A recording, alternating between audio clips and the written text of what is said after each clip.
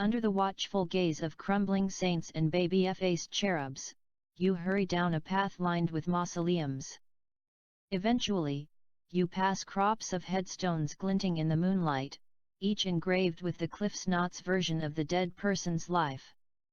You practically run past sunken graves and dying flowers, hoping upon hope that the sound you hear is just the wind and trying to shake the feeling that something is following close on your heels. All right, so maybe you've never taken a midnight shortcut through the local cemetery. But if you have ever set foot in a graveyard, you've likely felt a hint of the fear and uneasiness that is their legacy. Maybe you were attending a family funeral, touring historic graveyards, or simply fleeing flying silver spheres and hooded dwarves. Whatever your reason for strolling among the tombstones, you probably felt something noteworthy about the experience, something different from all the other spaces and places that fill our lives. After all, graveyards are the final resting place for many of our dead.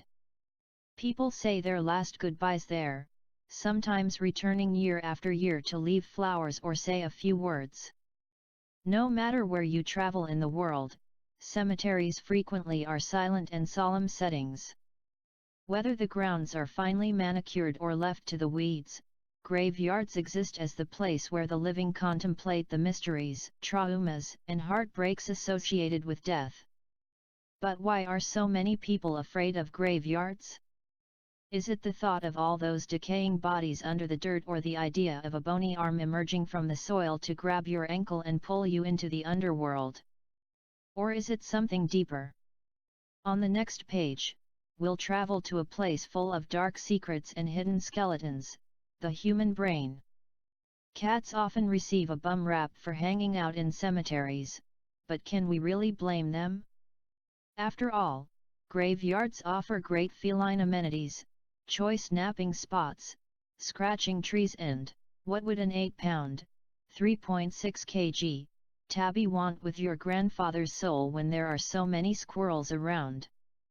To cats, graveyards may just be another place to sleep away the afternoon, but to humans, they represent the mystery and the outrage of mortality.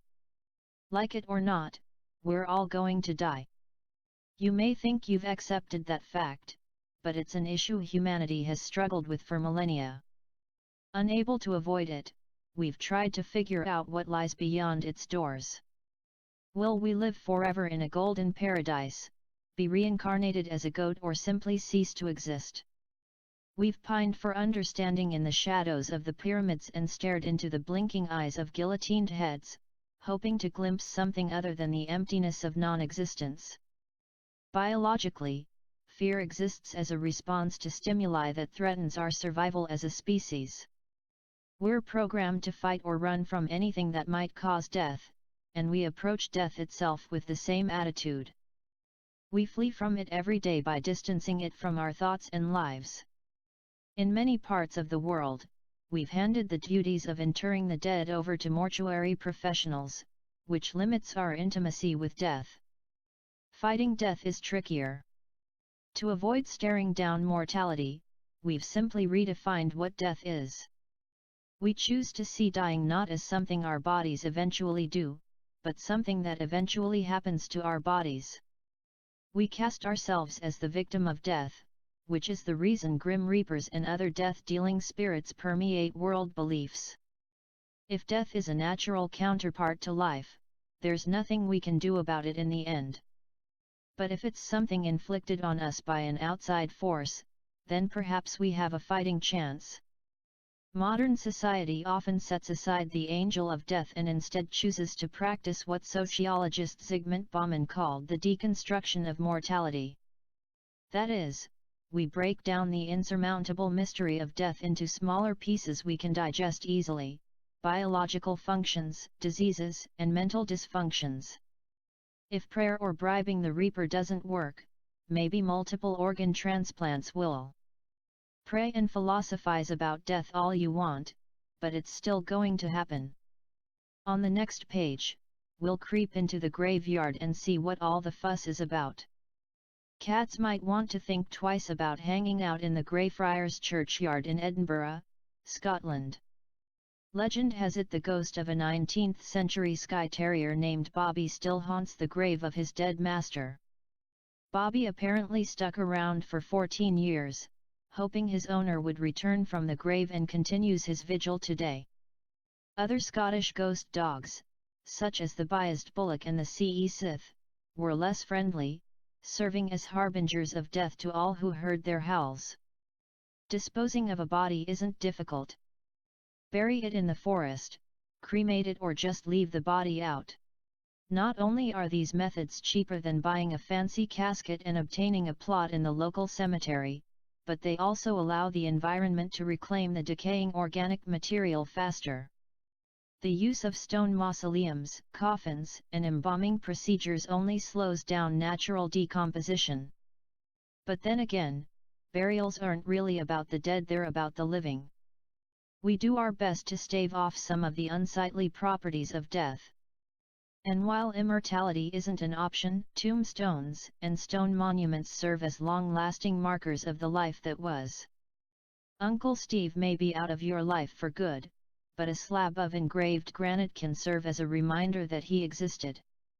Cemetery stonework also serves to encourage a sacred atmosphere, enforcing notions of afterlife and further establishing the site as a kind of sacred ground between life and death. We're a race that instinctively fears death, yet we work hard to maintain hallowed spaces where the dead are memorialized, and on top of that, we heap religions full of resurrection prophecies and thousands of years' worth of superstitions, folktales, and ghost stories. We're constantly repressing our feelings about death or magnifying them to tremendous proportions. Maybe you avoid cemeteries and nursing homes, or actively try to speak to the dead through TV psychic mediums. Either way, you're striving to avoid the real relationship that exists between life and death. We've poured a lot of sacrament, superstition, and fear into our graveyards, which makes for quite a powerful atmosphere. Not only do graveyards play on past memories of loss, they also invoke potentially potent themes of supernatural terror. It's not just horror movies that contribute to this frightening reputation. Cemetery preservation groups and historical societies sometimes get in on the action with haunted tours. In more extreme cases, people actually suffer from coimatrophobia, the fear of graveyards. The condition involves a heightened, unrealistic fear of graveyards that actively interferes with a person's life.